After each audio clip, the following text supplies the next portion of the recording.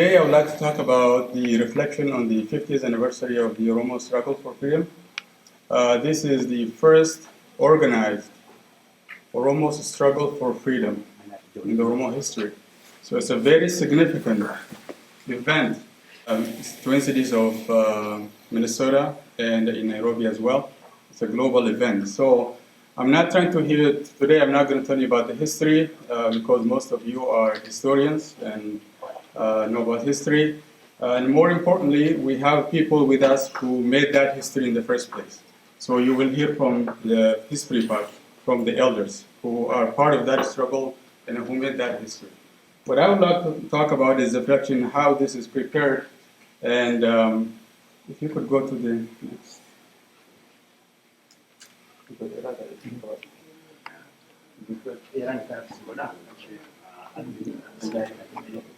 A little bit about myself. I was born in Manjawalabo, a small town called ABDUL DIRE. And I went to school in Minnesota. I studied material science and engineering. I work in that field for a technology-based company in Minnesota. And I involved in many community activities, news organization, or American Oromo Community of Minnesota, and other, and Live Kids. I'm involved in a lot of NGO programs. It's a topic for another day. But more importantly, I'm part of the 50th anniversary committee. So that's what I'm going to talk about today. Forward. So a little bit of background. The Oromo struggle for freedom hasn't started in the 1960s. It's something that followed from, we all know what happened to Walla Oromo. And the event of Chali Taranko and the Annole, Hakamura and Harmamura is very fresh in our minds. The Bale event, the case of Bale is the last stop where the tyrant decided to wipe off Oromo off the map for the last time. And they said, the land sued you, so you have to leave. And you don't belong here. When I ask people, say, where are we going to go? They said, you can go to a place called Edbechawarrak. It's a place in Somalia. Okay? So this is what I'm going to talk about. It is not a single event. It's a cascade of the things that happened to Oromos historically. Forward. I'll just continue because so I would like to show the video that the message from General Wako Gutu himself, but it seems like we have a little bit of technical difficulties, but I will continue. But I would like to say this struggle is very personal for me as it is for most people from that part of the region. Dire Reis as my grandfather on my dad's side. I didn't get to see him. I didn't see him. My father didn't see him. He was arrested right after he had my father and got assassinated in Goba along with Mama Gada Kalu. He was among the people who put the first seed of the struggle for freedom. And then on my mom's side, Wako Lugo is another pioneer. He was a political leader. Many of you may know his name, but I don't think you know his contribution to the struggle. From the way I see it, he's a strategic leader. He formed alliances with many tribes that live in southern Ethiopia, the Somali Oromos, and he traveled up to the north to make alliances with people. He personally recruited many of the best fighters and generals and colonels that we know today. Name any famous part of the struggle, he personally recruited them. And he was a top negotiator. And the struggle itself had, many people just know the military part of it, but it has also the political side. People, I just listed few of them here. People who did the military on the military side, others on the political leaders. And political leaders made things available to them, things like food, water, and administrating the people, and so forth. And I hear about, when we talk about this struggle, sometimes it's being referred to as peasant revolt, the Bale peasant revolt. And I would like I want you guys to rethink about that. Because if you look at just a comment that's written at that time, where the leader spoke. I just want to highlight a few things. I won't be able to read many of the comments. He was saying, "Oh, our people, remember. Don't forget that you are people with history and honor." Reminding people who we were. Historically, we were free people. And he's reminding them, the enemy occupied our land and made us slaves and gabbars in our own land. And he goes on to say, stand up to fight for your freedom and never accept. And you cannot say this comes from a peasant. Maybe it was a profession, but these people are people who know they are free and willing to defend it, that freedom, at all cost. And what he provided was a genuine leadership. And General Wak Ogutu himself is not a man of a lot of words. He's a man of few words. But people followed him, and he united the people because of his actions, and he's genuine about what he does. And that's the type of leadership we need today. And I would like to talk a little bit about the price of the struggle itself. Many try to put together, what happened, from the Oromo side, what happened to the tyrant during that fight, the period of 7-8 years where this struggle took place. I'm not going to go into details because it's murky. There is no accurate record of what really happened at the time. But what I can assure you is the unimaginable human suffering that happened at that time. If video works, I would like to show a little bit of part of that struggle.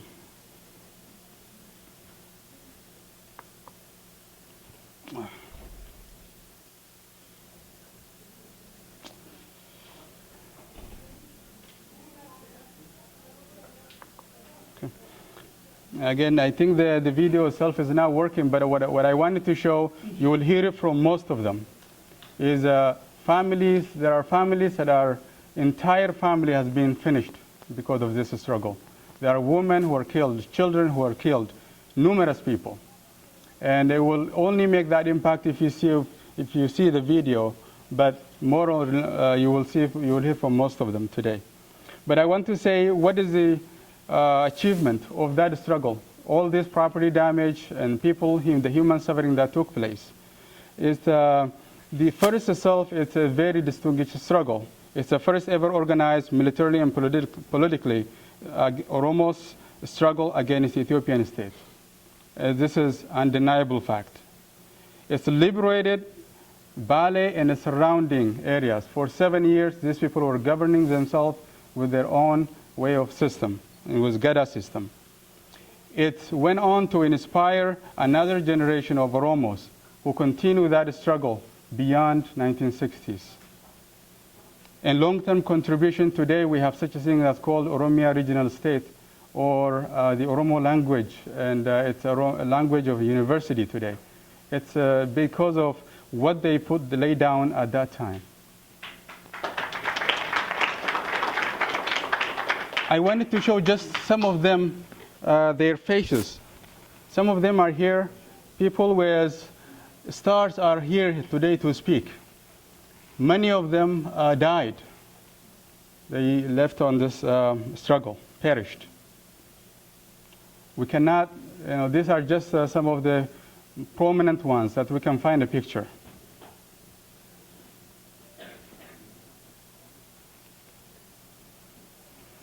When last year came in, when you think of this, to celebrate the achievement of these people and to teach that history to the rest of the world, you would think it's a slam dunk to make that celebration and unite everybody around it. But it wasn't that easy. There are people, I just have to be clear, very brief on it. There are people who started the awareness of celebrating 50th anniversary at the beginning. And those people kind of felt entitled to hijack the agenda, and everybody has to follow what they said, basically. And it was a little bit devious plan, but at the end, it was people who were part of the history were not involved at the beginning. So when they heard about it and wanted to get involved, they were told, okay, we'll handle everything. So all you have to do is wear a suit that day and come in and sit down. Don't say anything. You're gonna, you're not gonna say the right thing. We, the professionals, the elites, will do the work. Okay. This is where they said, we ain't dead yet. We didn't ask permission to fight in the first place. We're not gonna ask people to celebrate what we've done. So I have talked to many professionals at the time, and I got all kind of excuses. Say, this is a noble cause. Okay, what's next? But I'm a little busy. Can you make it next year, 2014? I am a little busy with a project now, but next year will work for me. But we're talking about people who give their entire life and everything to postpone because some people are busy. So this kind of chaos went on for about 8 months, and finally, we're like, what are we going to do? We want to bring everybody together on this one, but it's not happening for 8 months. This is, everybody knows General Colin Powell. He's the most admired general in American history. He wrote many books, and one of his lessons is being responsible means sometimes pissing some people off. So we have to make a decision and move forward. We fixed the date for October last year and went on, and actually Dr. Ibrahim invited me here to announce the event itself, and we kick off. Once we announce the time starts ticking. Okay? So we have to figure out what are we going to do? What are we going to do on that anniversary event? So we have to eventually, people who made this struggle, there are few people, few elders here. These are all the people you can find in North America today. But the majority of the people are back home still. So we have to send people back home to gather the history and talk to those elders who are part of the struggle. So we had Obu Hangasu was here today. He was there during summer, during the month of Ramadan. They're moving every day and night to find people and interview them. And then we sent our international videographer, the best videographer, Ahmed Noor, who was studying abroad in Egypt. He also flew to Ethiopia, to Oromia, to gather this history. And then among that, so we spoke to, I just want to point out few. Sheikh Musa Bati lived in Nagelle area. He is one of the critical people in the struggle. He's, in fact, the secretary of the struggle itself. He's one of the people who was negotiated face-to-face with the Haile Selassie during that time. So he was alive at the time. We were able to get, I had a video today. It's unfortunate I won't be able to show that video today. But I had video, his message for all of us that we all wanted to hear. And basically saying, die for your country, die on your land. Don't ever accept oppression from anybody. And you all know, I would assume most of you know Colonel Haji Ali Chirri in Bidre. He's a lion of Madawlabu, so among the first pioneers in this struggle. And this is around Dallo, Menna area, and this is Ganir area. So many people. So we had all that history prepared for the event.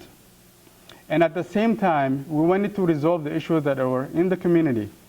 And as you can see, even animals, argument is fine, conflict is fine, but we should be able to get together and talk about it and resolve it.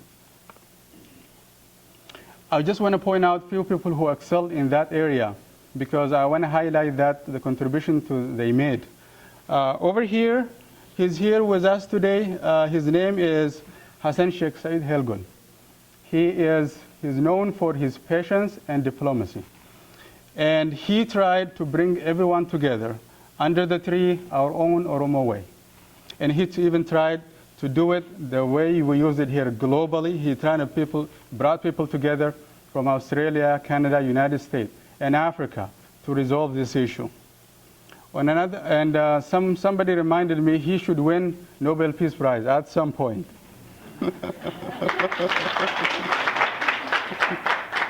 On the other hand, very courageous person. And just look at the agenda for this event today, and he is willing to tackle the issues of his time. what's going on in the border areas within Oromo people and with Oromo people with other ethnic groups in Ethiopia is going on. He is willing to tackle it head on, at least talk about it. He is persistent and dedicated. Everybody who work with him know that. He's a servant leadership. He's principled. I just want to give you an example. Everybody knows the kind of job he does. He's a 12-hour shift or so. So he will go to work, and when we're preparing for this anniversary, so he would go to work, come home around 6 or 7 o'clock, take a nap on his couch for about 30 minutes, then he will call me. Say, give me so-and-so's number. He will call him. So I'm trying to bring everybody together. So this is the kind of dedication he has. And while this is going on, there are some people who are pissed as a result of moving this thing forward. And they publicized, in fact, actually, Dr. Ibrahim and Kadiro on a mediocre website, including his name, his email, his phone number, just to discredit him and do that. So I picked up the phone and talked to him. So he said, Abdul, don't worry about this. Our people died for the cause. I know what they died for, and this is the right thing to do. Even if I lose everything on this, it's worth it. So that's the kind of dedication I see from him. On the other hand, we had people who, on the type of media, so Kadiro really shines on this one. He started a Facebook event. We had radio announcement. Nasibo is our voice there. So she's every week on the radio reminding everybody about the anniversary. We organize youth to volunteer and work on this event. Abdul Latif, who's also here today with us, is our working on flyers and organizing everybody. And then the day came. So we had some of the elders actually who were here. There are panel discussion to talk about that struggle, what they've been through, and what they have accomplished at that time. And we have also people join us from Europe by Skype. And we had, people like, for example, Haji Umar Malka, who is really a young student in elementary during the struggle. That struggle, the Ombre struggle, kicked him out of school. He went to Somalia. He's one of our historians. And the event was moderated by Sena Jinjimo, who's also here, and Nageso Odo, who's a key speaker tomorrow. And we had many speakers, Dr. Ibrahim, Zakia, Kadiro, and our Oromo artists, and so many. I won't be able to get to it. So, but we also did this anniversary in Nairobi, Kenya. For that, we had our ambassador, Ahmed Abdo, who actually personally traveled there to oversee that event that went on. What I wanted to show here was the message from our Nairobi people, which is also very powerful. I'm going to put all of this actually on the YouTube so that you will be able to see it in the future. But I want to say a little bit, how did these people with very small training, and they didn't actually have material means to shake up the government of Ethiopia, who is really powerful in the region. What they are armed in their head. Okay? The enemy can take away your materials, everything. But they cannot, if you're armed here, if they know they're free, nobody can take that away. And they are determined from top to bottom. Everybody has on the same page. And they have love and respect for each other. And I have another event, what this 50th anniversary meant. I had comment from youth and elders. I won't be able to show it. I just want to say, going forward, would like to say we have to acknowledge the progress we have made. We have made a lot of progress, but we have a long way to go from the goal that we want. I also would like to say our struggle must participate broad-based, not just Oromo people, because we live among many people in our country. It's not a country of a single people. But I have to say, our struggle has to rely, the basis of our struggle has to be on ourselves. One thing I want to say is, And an example of Somalia, for example, the Ombre struggle heavily relied on the support from the Somalia. When Somalia government withdrew its support or they were toppled, the struggle went with it. And look at today, what's going on in Asmara. And it's just like everybody was in house arrest. So our struggle has to be based in our own people. And we have to be united. 40% of any population does not need to fight. It can bring to any government to its knees if it's united. But unity is not something we dream about, everybody wants to talk about. We have to do what unites us. Very consciously, we have to do it. It takes a conscious effort. I also want to see a role of organizations like OSA on civic engagement. OSA does a lot of research, and that is great.